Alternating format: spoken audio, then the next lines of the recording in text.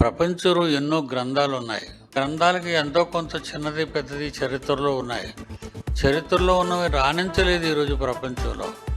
ఎన్ని పుస్తకాలున్నా అన్ని పుస్తకాల కంటే ప్రపంచంలో ఎక్కువగా ప్రజల మధ్యకు వెళ్ళే పుస్తకం బైబిల్ ఒక్కటే. లిపి ఉన్న ప్రతి భాషలో ప్రింట్ చేయబడిన ఏకైక గ్రంథం బైబిల్.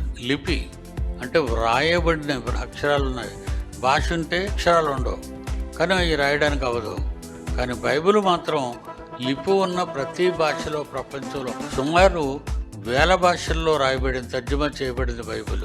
ఈ రోజు మన చేతికి రాగలిగింది అంటే 2500 సంవత్సరాల కాలంలో బైబిల్ రాయబడింది. సుమారు 42 మంది రాయగలిగిన వారు రాశారు. ప్రవక్తలు, రాజులు, సుంకరి, ఇలా ఎందరో రాశారు బైబిల్ని.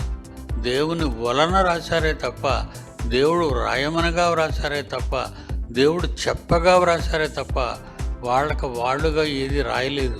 వాళ్ళ మైండ్లో ఉన్న వాళ్ళు రాయలేదు. ఆనాడు వాళ్ళకి ఏవి రాయమన్నాడో వాటినే రాసి భద్రపరిచారు.